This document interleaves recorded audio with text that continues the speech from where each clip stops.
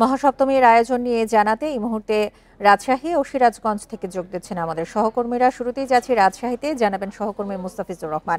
মুস্তাফিজ, মহাসপ্তমীর কি কি আয়োজন চলছে? বিশেষ করে এবার থিম ভিত্তিক পূজা মণ্ডপগুলোতে ভিড় বেশি দেখা যাচ্ছে, কি অবস্থা দেখতে পাচ্ছেন? বান্ডেল থাকলে প্রতি সেনমানিতে টাকা বাঁচবে। বিকাশ সেনমানি বান্ডেল কিনে জিতুন প্রতি লেনদেনে।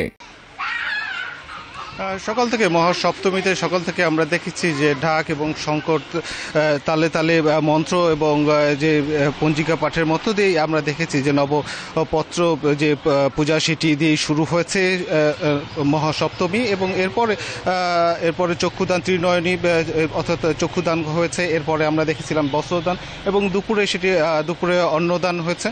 এরপর এই পর্যায়ক্রমে এই পর্বগুলো চলছে এবং এরপরে সন্ধ্যা আরতি এবং রাতে অঞ্জলি দিয়েই আজকে মহাসপ্তমীর যে পর্ব সেটি সমাপ্ত ঘটবে। এবং আমরা দেখেছি যে এখন পর্যন্ত রাজশাহী জেলায় প্রায় 470টি যে পূজা মণ্ডপ রয়েছে সেগুলোতে এর অধিকাংশ মণ্ডপগুলোতে দেখেছি আমরা দর্শন অর্থাৎ পুণ্যার্থী যারা রয়েছেন, ভক্ত অনুরাগী যারা রয়েছেন তাদের ভিড় দেখা গেছে। তারা আসছেন মায়ের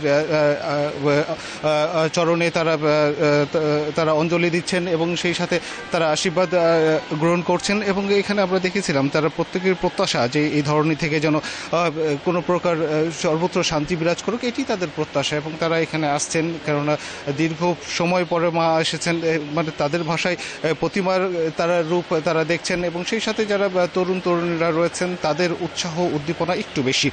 তারা বিভিন্ন মণ্ডপগুলোতে ঘুরছেন, তারা সেই সাথে তারা কোন মণ্ডপটি বেশি ভালো হয়েছে বা কোন মণ্ডপের প্রতিমাটি দেখতে বেশি আকর্ষণীয় হয়েছে, সেই সাথে সাজসজ্জাগুলো এই বিষয়গুলো তাদের মধ্যে বেশি কাজ করে এবং তারা দেখছেন এবং তারাই কিন্তু এই বিষয়গুলো নিয়ে পরীক্ষা নিরীক্ষা করছেন বা তাদের যে মনের আকাঙ্ক্ষা সেটি ব্যক্ত করছেন। এবং প্রত্যেকটি মণ্ডপেই আমরা দেখেছিলাম পুরোহিতের কাছে আসছেন এবং তারা এখানে যে প্রতিমারা আছেন তার চরণ থেকে তারা অঞ্জলি নিচ্ছেন।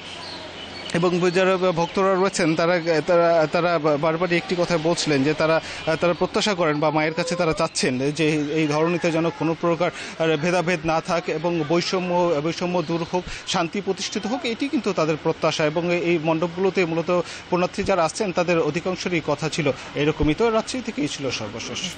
মুস্তাফিজ, সঙ্গে থাকুন। এবার আমরা যাচ্ছি সিরাজগঞ্জ, সেখান থেকে জানাবেন আমাদের সহকর্মী দিলীপ কুমার গৌড়। দিলীপ, এবার সিরাজগঞ্জে পূজা মণ্ডপগুলোতে কি অবস্থা, এখন কি কি আনুষ্ঠানিকতা চলছে? সনাতন ধর্মাবলম্বী শারদীয় দুর্গাপূজা আসছিল সপ্তমী দিন। সপ্তমীতে আসলে নবপ্রতিষ্ঠা স্থাপন এবং মঙ্গল ঘট স্থাপন এবং দেবীর প্রাণ প্রতিষ্ঠার মধ্য দিয়ে কিন্তু আসলে সিরাজগঞ্জে যে দুর্গাপূজার আনুষ্ঠানিকতা সেটা শুরু হয়েছিল।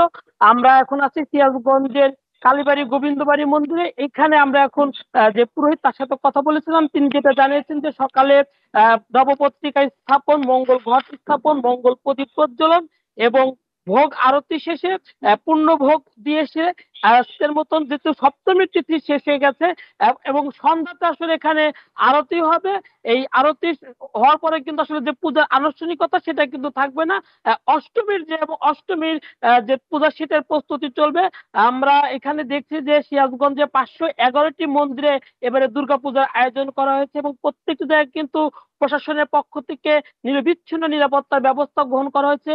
জেলা পূজা উদ্যাপন পরিষদ বলছে যে আহ যেদিন থেকে আসলে দেবীর বোধন হয়েছে সেদিন থেকে কিন্তু আসলে আইন শৃঙ্খলা বাহিনী প্রত্যেকটি মন্দির মণ্ডপে তারা নিরাপত্তা ব্যবস্থা গ্রহণ করেছে। আমরা আসলে সিরাজগঞ্জে এই সপ্তমী পূজাতে কিন্তু আসলে যে দর্শনার্থী, সেই দর্শনার্থী এই দিনের বেলায় কিন্তু দেখতে পাচ্ছি না, কিন্তু রাত হওয়ার সাথে সাথে কিন্তু আমরা দেখবো যে এই সিরাজগঞ্জ শহরে আলোক ঝলমলে হয়ে ওঠে এবং তখন কিন্তু আসলে দর্শনার্থী সকল সম্প্রদায়ের মানুষ কিন্তু আহ এখানে এই আলোকসজ্জা পরিদর্শন করে, পাশাপাশি পুণ্যার্থীরা এই মায়ের দেবী দর্শন করে।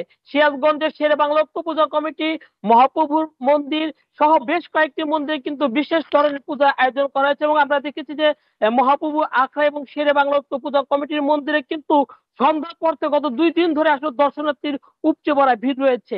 জেলা পূজা উদ্যাপন পরিষদ বলছে যে গত কয়েক বছরের তুলনায় এই বছরে কিন্তু উৎসব মুখর পরিবেশে এই জেলায় পূজা অর্চনা হচ্ছে।